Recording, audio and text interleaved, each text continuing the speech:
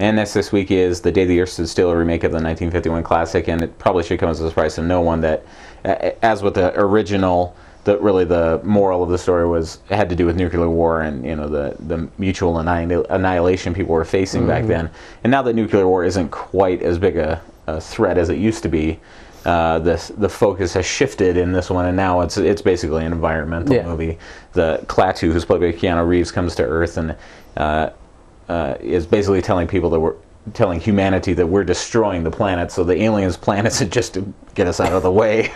And so they're going to kill everybody and destroy our football stadiums and semi-trucks and everything. Just erase pretty much all evidence that we were ever here, and then let life continue to flourish in our absence. And I know a lot of people gave Keanu Reeves some flack because he's a wooden actor. I thought it worked pretty well for this role because he's basically doesn't know how to be a human. He's just started, so I didn't really fault it for that. It was more that the movie depends on one scene where the alien realizes that humans are worth saving, and the movie doesn't really have that scene. It tries, but the scene that's supposed to be it doesn't work. No, and it tries it in several different ways. Keanu Reeves' character Klaatu, he hears Beethoven's music and says, or Bach, and says that it's beautiful, and he talks to a scientist, and he thinks that this man is worthy.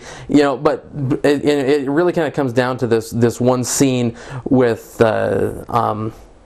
Will Smith, his son Jaden Smith, convincing him that the Earth is worth saving, and trying to convince people to give us another chance. But all the things that added up to it, I didn't buy it. No. If the decision was up to me as a human, I would say, you're probably right. Yeah. Well, it didn't sell me as an audience member. I don't know how it was going to sell an emotionless alien. Yeah. And the movie really depends upon that scene. It has to be there and it has to be convincing, and it's just not. So basically, you're just left with a disaster movie. And the visual effects are okay. They looked very CG.